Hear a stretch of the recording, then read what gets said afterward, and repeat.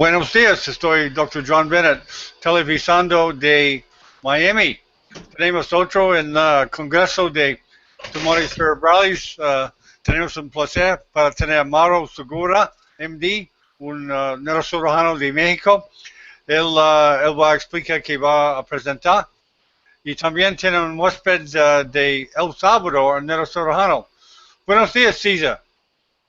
Hola, buenos días, John. Buenos días, Mauro. Saludos desde El Salvador, Centroamérica. Ok, bienvenidos. Ok, Mauro, es tu show. Ándale. Hola a todos. Buenas tardes, América Latina. Desde la Ciudad de México estamos en vivo en el show de Neurocirugía TV. Gracias a todos los asistentes y aprovecho para dar las gracias a John, nuestro coordinador de este magno evento internacional, en donde hemos tenido la oportunidad de compartir muy interesantes y experiencias académicas en relación a la neurocirugía, a los tumores cerebrales de líderes en cada uno de sus países, que hemos estado escuchando a lo largo de los últimos 2 días. Dicho esto, me pidieron, el tema es tumor epidermoide en relación a los tumores cerebrales. El tumor epidermoide es una neoplasia cerebral bastante rara. Sin embargo, nosotros en los últimos 14 años de experiencia hemos tenido la oportunidad de atender un grupo de 10 pacientes, los cuales les voy a presentar en las siguientes diapositivas. Quiero decir, escogimos este tema de tumores cerebrales, especialmente el quiste epidermoide, por ser una entidad que se asocia de la mano a la neuralgia del trigémino, un área de nuestro interés en primer lugar en los últimos 14 años. Y esto es claramente debido a la localización y a las manifestaciones que este tumor va a dar en la mayoría de los pacientes en las fases iniciales. Estamos ante un grupo de expertos, no hay que ser tan, no hay que redundar tanto. En cuanto a la definición, pues ustedes lo saben, es un tumor derivado de restos embrionarios al momento del cierre del tubo neural con algunos restos de la capa ectodérmica. Esto sucede entre la tercera y quinta semana de gestación, y una de sus localizaciones va a ser el espacio intracraneal en diversas regiones cercanas y vecinas a la línea media. En particular, nosotros hemos resumido en esta presentación 10 casos que se han localizado en el ángulo pontocerebeloso. En cuanto a la epidemiología de los quistes epidermoides intracraneales, representan el 1% del total de todos los tumores intracraneales en la mayoría de las series y representan el 7% aproximadamente de los tumores que se localizan en el ángulo pontocerebeloso. Como se reconoce, es más frecuente en la tercera y quinta década de la vida. Y nos vamos a ir a la parte del diagnóstico, que es el diagnóstico y tratamiento, es la parte, el centro de nuestra presentación. Pareciera algo simple, pareciera algo cotidiano, pareciera algo habitual. Sin embargo, a lo largo del tiempo hemos visto diversas dificultades, tanto para el galeno, para el especialista en las neurociencias, para el neurocirujano, para el radiólogo e incluso para el neuroradiólogo. Y la siguiente diapositiva la pueden ver, ¿verdad? Sí. Ok. Retomando la situación del diagnóstico clínico. Recordemos que estos tumores se localizan en el ángulo pontocerebeloso y ahí vamos a encontrar muchas estructuras de interés anatómico y clínico. Esto lo hemos visto en las excelentes presentaciones, algo mencionó el doctor Julio en la presentación de ayer. En el ángulo encontramos algunos nervios craneales, principalmente el más grande de ellos, que es el trigémino, seguido del complejo 7 y 8, que podríamos decir que sumado estos tres son nervios que tienen una traducción clínica muy importante. Y como decíamos ayer en la noche con los médicos de Uruguay, todo es elocuente. Realmente no hay una zona más elocuente o menos elocuente. Todas las estructuras neurales del sistema nervioso central sabemos que tiene una representación y tiene una traducción clínica. En especial, estos tres nervios, quinto, séptimo y octavo, van a dar una amplia gama de manifestaciones.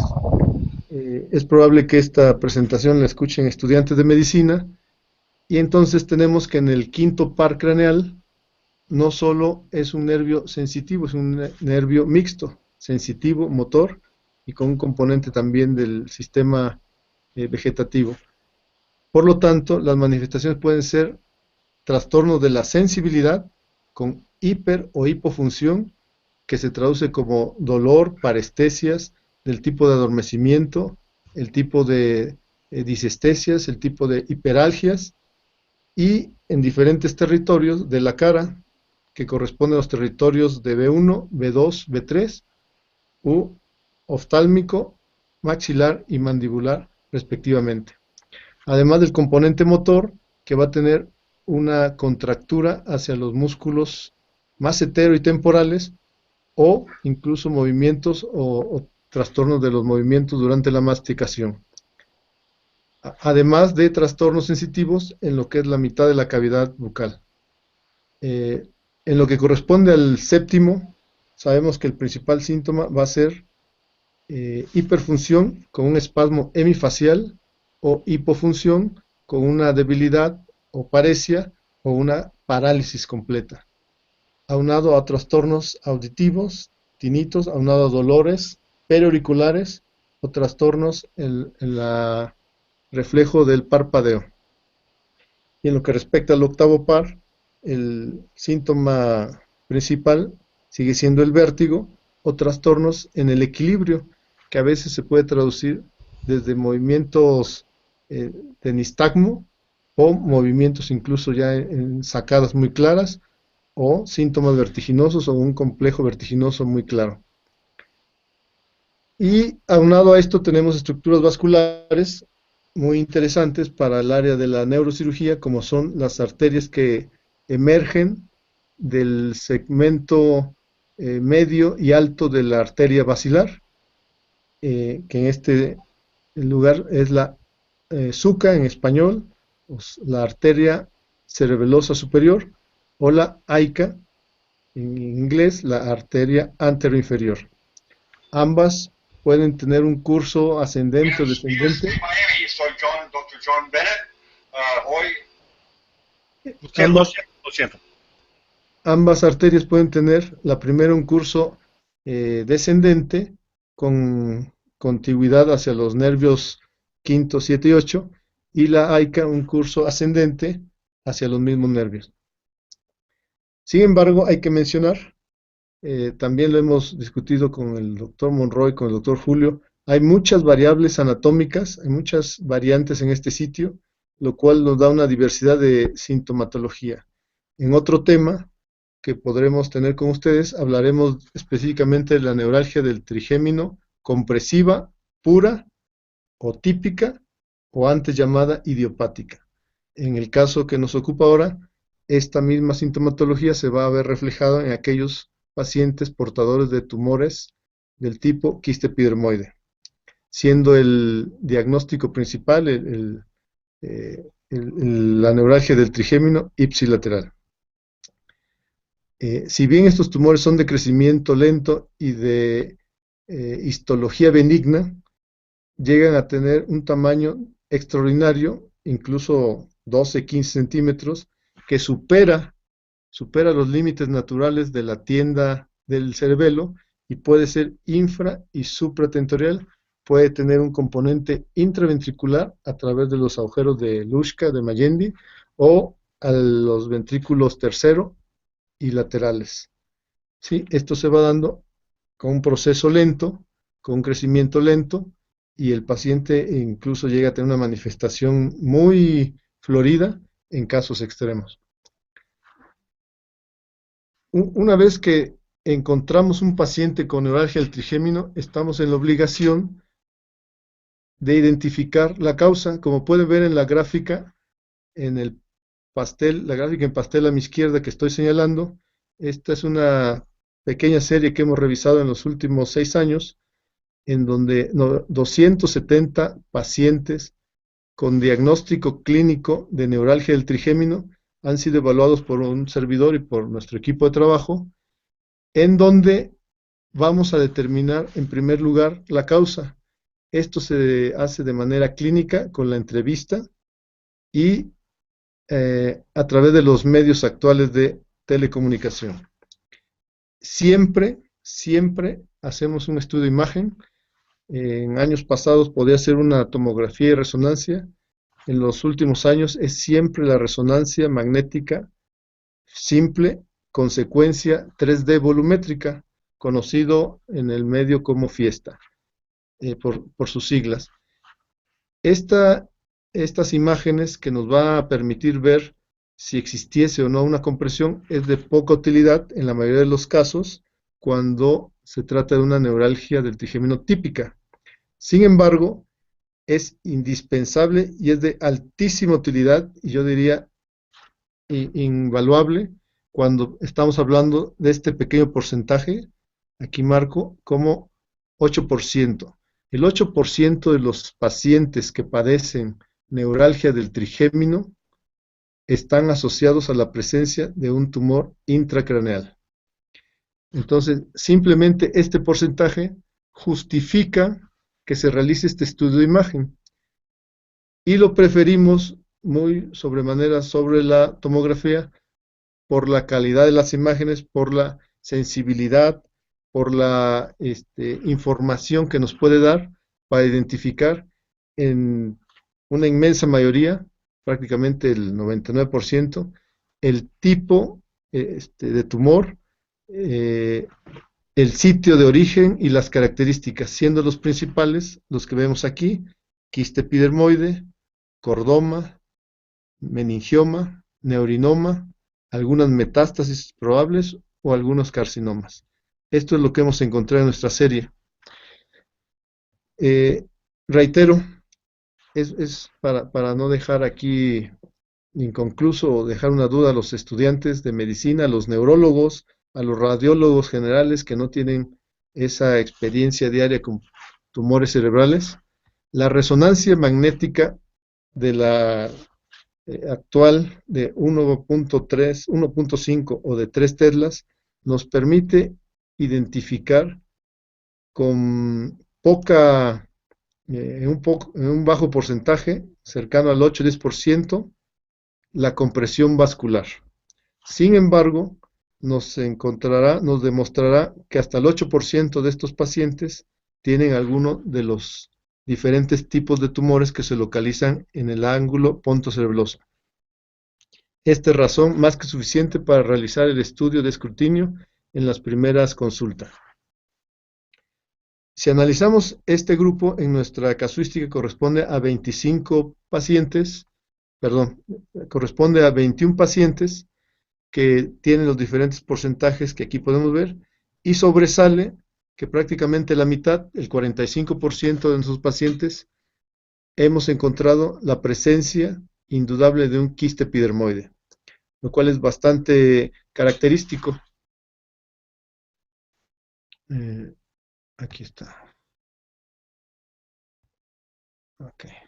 Bueno, las características en la resonancia las vamos a ver más adelante, pero son una lesión hiper en T1, T2, y aunque puede tener una extensión extraordinaria y se pudiese confundir con un glioma. Hemos visto las presentaciones ayer del doctor Valerio, hoy del doctor Herrera. Hay bastante diferencia desde el punto de vista de imagen. Y si hubiese duda, con los nuevos equipos de imagenología, de resonancia magnética, podemos hacer la biopsia sin bisturí, lo que es la espectroscopía, lo cual nos va a dar una certeza diagnóstica mayor del 90%. Vamos a platicar de estos 10 pacientes, que es nuestra experiencia acumulada, y podemos decir que es una de las series más grandes que existen en la actualidad en las publicaciones médicas. ¿Por qué al doctor Segura, por qué a nuestro grupo nos toca recibir pacientes con este diagnóstico tan infrecuente? Bueno, a través de la tecnología, como ahora lo estamos haciendo para este primer congreso online, también hacemos nosotros desde hace casi una década telemedicina, lo que es Telemed. Nosotros trabajamos a través de los recursos actuales. Esto es una idea que exportamos desde hace 14 años que regresamos de Japón, en donde podemos tener contacto personalizado, contacto cercano, contacto a través de los diferentes herramientas de telemedicina con pacientes de diferentes países. En este momento es en Latinoamérica y próximamente abrimos esto a diferentes idiomas, también a través de aplicaciones y aditamentos que existen en la actualidad.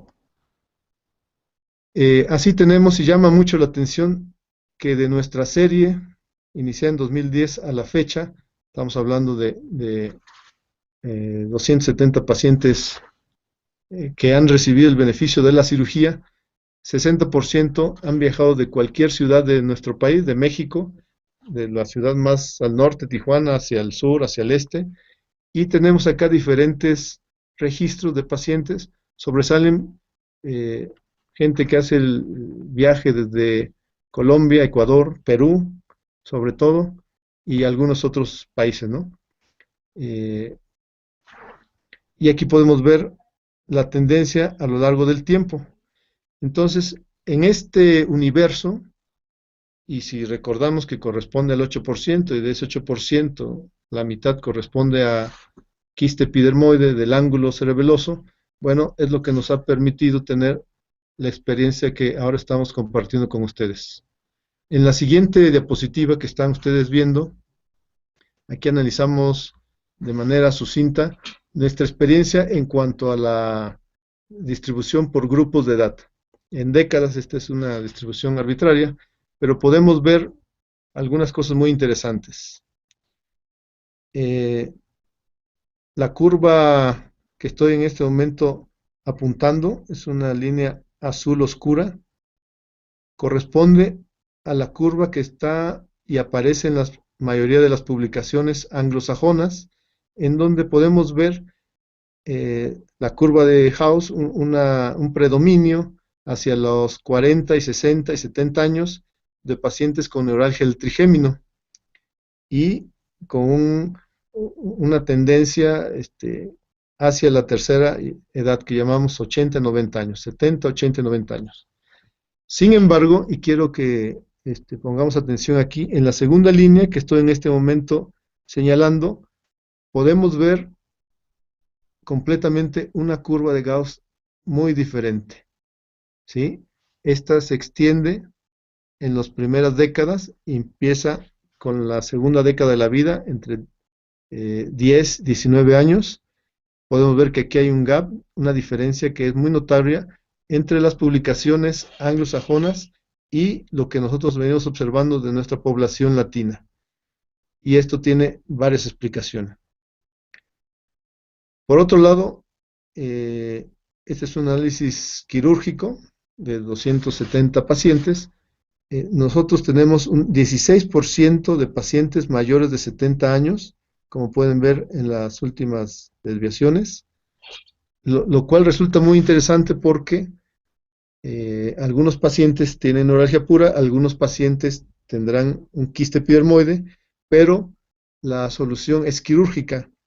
A diferencia de otra época, el paciente senil, el paciente es candidato a cirugía, y cabe mencionar que con las comorbilidades que todos conocemos propios de su edad, de su estilo de vida, de las condiciones de haber vivido 65, 70 años, ¿no?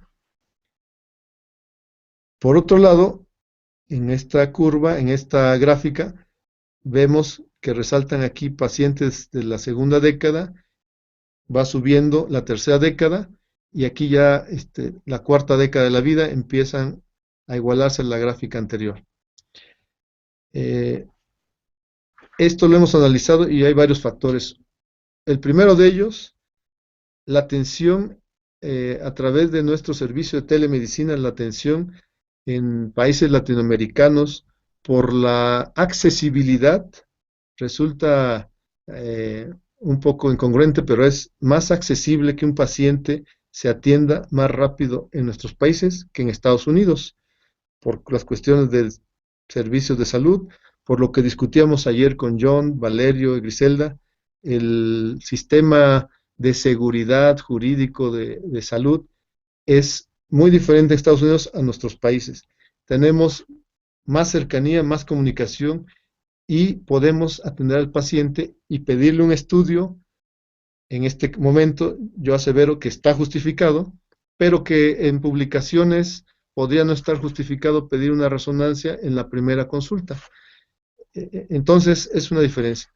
Otra diferencia viene siendo genética. La genética en la población anglosajona pues es meramente de otro tipo, y en nuestros países, destacando México, destacando Perú y seguramente Brasil, pero no tengo ese registro, tenemos una mezcla racial importante. Esta entidad está relacionada en algún porcentaje con las variantes anatómicas propias de esa mezcla racial. Estamos hablando de lo que sucedió en la cámara, en el espacio intracraneal de pacientes o de personas que vemos un cruce entre, vamos a decir, latinos con europeos, con estos mismos, incluso con población asiática, y lo que es la actualidad de nuestros países, ¿no? Probablemente en los siguientes años veamos un incremento de esta patología en Estados Unidos debido a la migración que sabemos que existe. Y otro punto importante que quiero destacar aquí, esta población que estoy señalando, que es menor de 30 años, destaca que tenemos en ese grupo 70% de nuestros pacientes. Son 7 pacientes, aquí podemos ver la tabla, de 21 a 33, de 31 a 44. Estos 7 pacientes aparecen en los primeros años. ¿Qué quiere decir? Que un paciente que debuta con neuralgia del trigémino en las primeras 4 décadas de la vida tiene un alto porcentaje de ser atribuido o causado o asociado a la presencia de un tumor.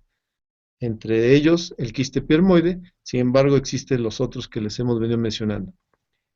Por otro lado, hay casos aislados que se van a seguir presentando en mayores de 60, 61 años y que no podemos minimizar. La siguiente diapositiva es un poco para presentar también lo que hemos observado en los últimos años. Los pacientes los hemos dividido aquí.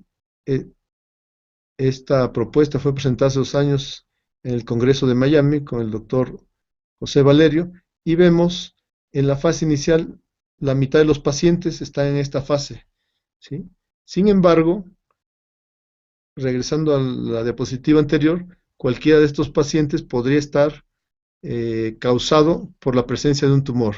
No necesariamente habrá que esperar este espacio de tiempo, no necesariamente todos los pacientes tienen que pasar toda esta curva de tratamiento farmacológico, tratamientos paliativos, como son la ablación, la compresión con globo, la radiocirugía, sino una vez determinado que se trata de un tumor, tendremos que abordarlo como un tumor.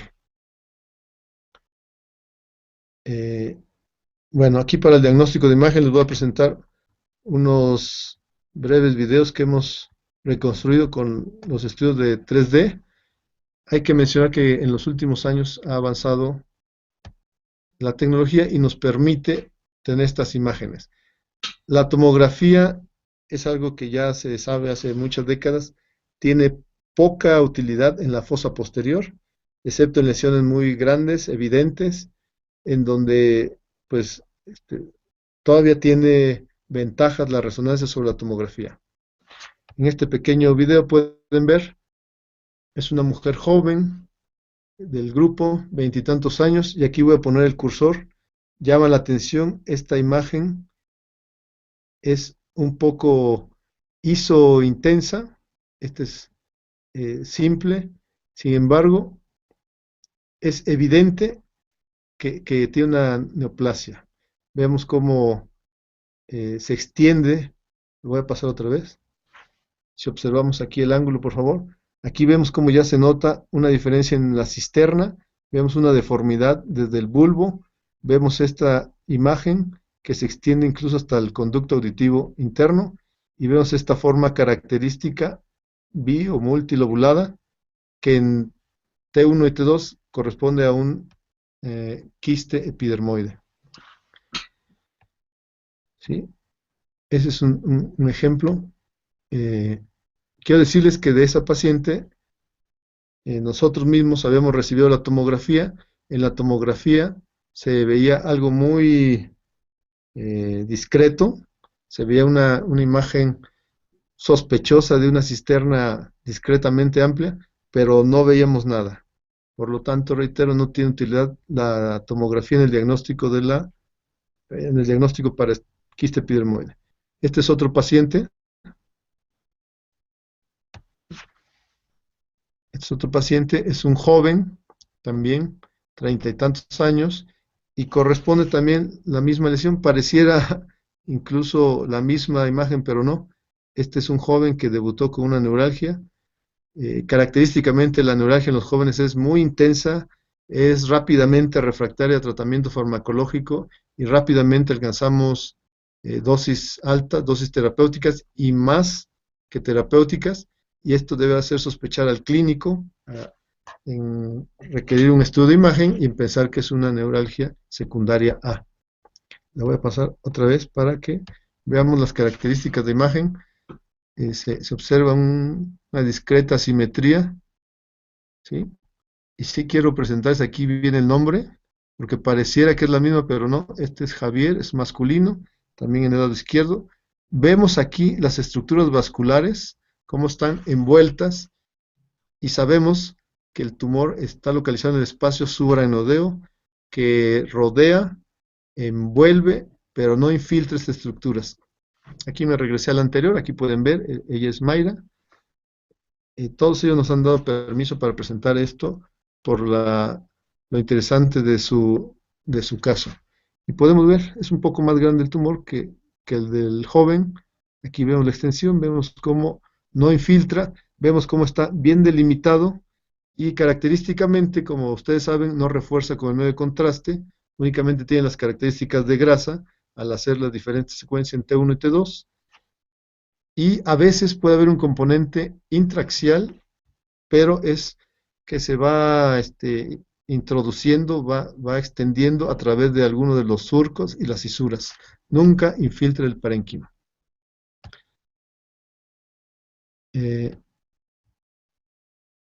Ok, vamos en tiempo. Les voy a presentar este video. Esperamos que corra. Este es el caso de Mayra, la primera imagen que presentamos. Entonces, ¿se escucha el sonido, John?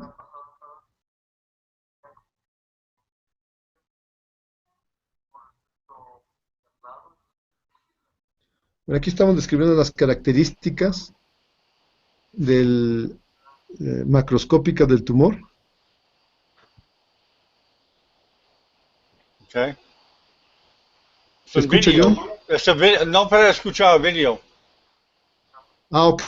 Okay. Yo voy a repetir lo que estamos diciendo, son las características Okay. Macroscópicas del tumor al momento de la cirugía. Okay. Es un tumor que únicamente desplaza, no infiltra las estructuras vasculares ni los nervios craneales, y el cirujano es capaz de extraer de manera paulatina y lentamente, cuidadosa, el tumor, como lo vamos a ver más adelante. Aquí vemos a la paciente al día siguiente de su operación. Como ustedes van a ver, nosotros hacemos un abordaje asterional modificado de llaneta. Es una pequeña incisión a través del lado retromastoideo. Y aquí pueden ver, Mayra, cómo nos describe la extensión de su dolor, que iba desde la parte más alta de la región facial, la región malar, como señala ella, el oído, mandibular, e incluso se irradiaba al hombro. Esto es por la extensión y compromiso hacia los pares bajos.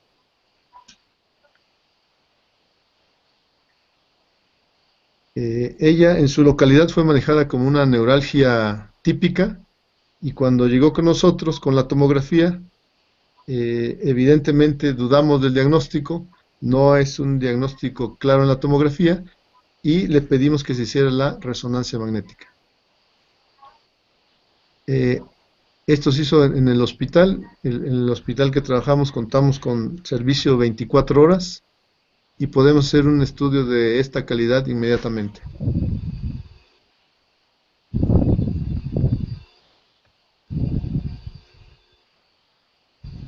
Ok. Ella sigue describiendo su padecer. Desgraciadamente estos pacientes tienen un curso largo a través del tiempo, porque empiezan con visitas al odontólogo, al maxilofacial, al neurólogo, al otorrino, y como dice aquí, descubrimos en el momento de la resonancia con el paciente en nuestro hospital que el hallazgo correspondía claramente a un quiste epidermoide. En el hospital estamos preparados de manera ordinaria para resolver estos problemas, y una vez informado al paciente y a su esposa, decidimos abordar el tumor con la técnica habitual.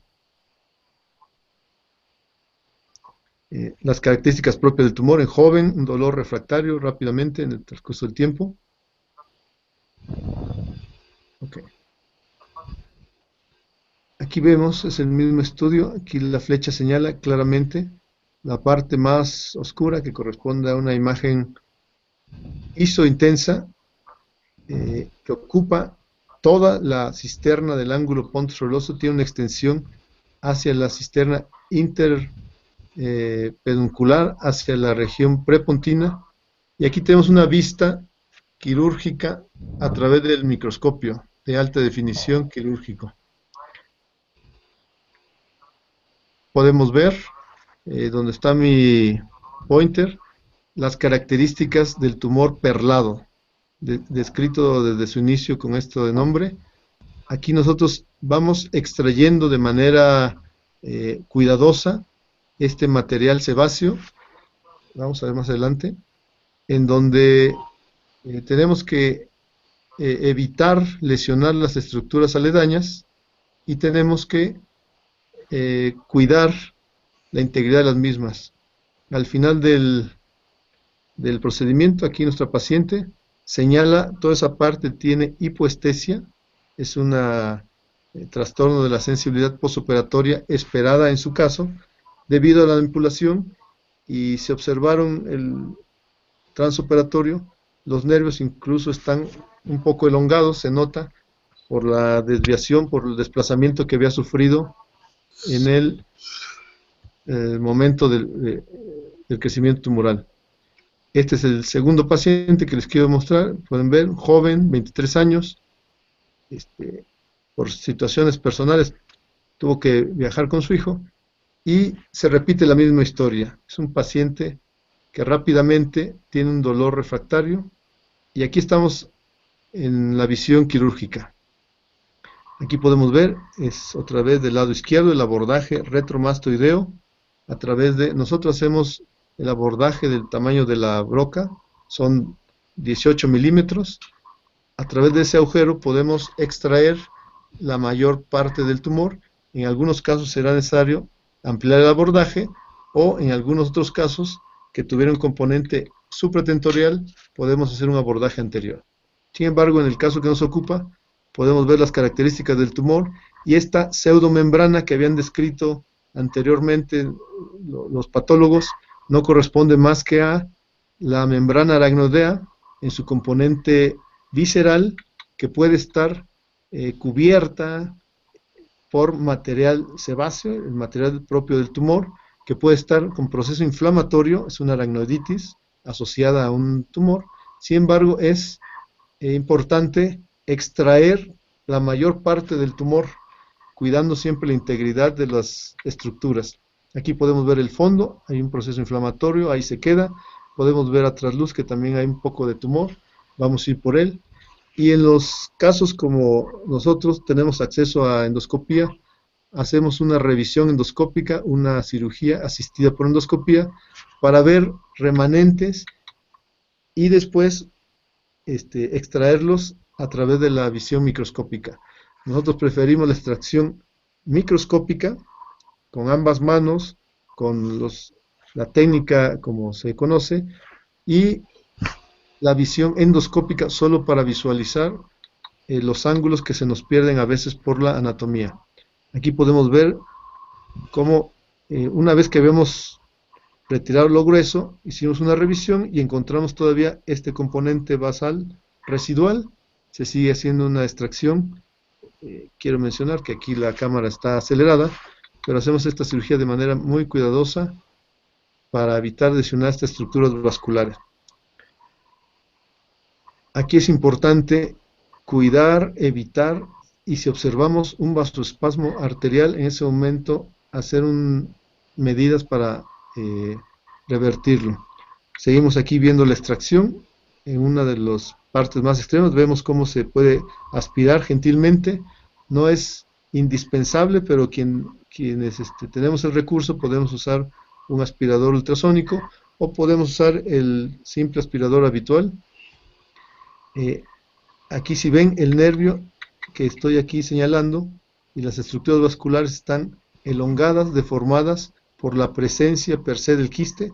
Vemos el límite, no es necesario extraer esa pseudomembrana y nuestra recomendación es dejarla porque podemos causar un daño vascular por tratar de extraer esa membrana. Sabemos por las publicaciones que ha hecho en los últimos años el grupo del Instituto Nacional de Neurología en México, que este tumor puede tener una recurrencia a 15, 20, 25 años, y les aseguro que eso es mucho mejor que obsesionarse con una extracción exhaustiva de la membrana que puede causar una lesión irreversible o la muerte. Aquí vemos al fondo ya el lecho quirúrgico, la arteria basilar, y quedamos muy satisfechos con la extracción, y el paciente al día siguiente pues está como lo vieron ahí, cargando a su bebé. Y finalmente, este es el último caso que les quiero presentar. Nos quedan 10 minutos, vamos a pasarlo muy rápido, pero es pues un caso muy similar, lo vamos a pasar muy rápido. Aquí vimos, como nosotros hacemos las cosas es con un equipo entrenado. Contamos con el equipo, como pueden ver, de microscopía, es un Pentero de última generación, un sistema de visualización para los asistentes, para los 2 anestesiólogos, para el equipo biomédico y para el equipo de enfermería. Contamos con el equipo de microcirugía que nos permite hacer este acceso, y contamos con el equipo de visualización endoscópico. ¿Sí? Hola, José. Adelante. Déjeme, yo estoy en conferencia ahora, déjeme bajar. Ok, aquí voy a pasar esto rápido, pero Mute. pueden ver aquí la imagen característica hiperintensa que estoy señalando de una corte coronal. Vemos el tamaño, y ese tumor fue extraído a través del mismo acceso asterional de retromastoideo, del lado de la lesión. ¿Sí? Entonces, en la actualidad, y a diferencia de lo que hicimos en algunos años, estos tumores o más grandes, preferíamos hacer un acceso de la base del cráneo. Con el paso del tiempo hemos disminuido las indicaciones para los abordajes extensos de la base del cráneo que solíamos hacer en 2 tiempos, o que solíamos hacer en jornadas de más de 12, 14, 16 horas. Ahora hemos aplicado el uso de la tecnología y podemos hacer mini accesos, extracciones extensas o totales y dejar en un segundo tiempo si es que hubiera algún tumor residual. Por atrás estamos viendo la presencia del tumor, pero aquí se nos está ocultando. Sin embargo, podemos ver ahí, donde está el cursor, el tamaño de la lesión característico. Aquí vemos otras secuencias para ver difusión, no hay isquemia, únicamente la lesión, y que no debe confundirse desde la fase diagnóstica. Podemos ver al final del procedimiento el hecho quirúrgico, podemos ver evidentemente el paciente despierta, aquí vemos incluso el tallo hipoficiario, como vieron la lesión trataba de extenderse, se extendía hasta la línea media, y podemos ver incluso el lado contralateral al fondo de las estructuras vasculares. Todas se respetan, y en este caso y en varios casos que hemos observado vasoespasmo, nosotros preferimos la aplicación de Nimotop, nimodipino tópico, que hay alguna discusión de si funciona o no, pero hemos visto nosotros cómo revierte el vasoespasmo al momento de la aplicación. Y vamos a mostrarle, este caso es muy interesante y es el único en toda nuestra serie. La paciente se identificó, se operó y se realizó una extracción subtotal de un quiste epidermoide del lado derecho. En este caso es la imagen posoperatoria, ya no vemos el quiste, dejamos un componente residual. Vamos a tratar aquí. Ok. Aquí es la fase, no sé, pero esta parte es un componente residual por debajo del puente, asintomático. Es una mujer, es la paciente de 60 y tantos años, con obesidad mórbida, con hipertensión, diabetes, enfermedad pulmonar restrictiva, dislipidemia y con mucho dolor. Y decidimos hacer la resección del quiste. Y se pudo lograr. Un año después, esto sucedió hace 15 días, regresó con dolor contralateral, ahora del lado izquierdo. Pues mi primera idea fue que tenía una recurrencia temprana, pero ahora contralateral, o ipsilateral, que se había corrido hacia el lado contrario. Sin embargo, revisamos este estudio de manera cuidadosa con nuestro grupo de expertos de imagen y no encontramos ninguna señal de tumor de recurrencia en el lado adolorido. Repito, hace un año ella tuvo un quiste epidermoide del lado derecho, el cual extrajimos en su subtotalidad en un 90%. Este es el estudio de control, y al año debuta con un dolor muy parecido del lado izquierdo. Ante la no evidencia de tumor del lado izquierdo, explicamos el caso a la familia y decidimos que no había tumor, pero que había mucho dolor y que era refractario. Entonces sugería una compresión vascular, lo cual es el único caso que yo conozco, publicado y no publicado.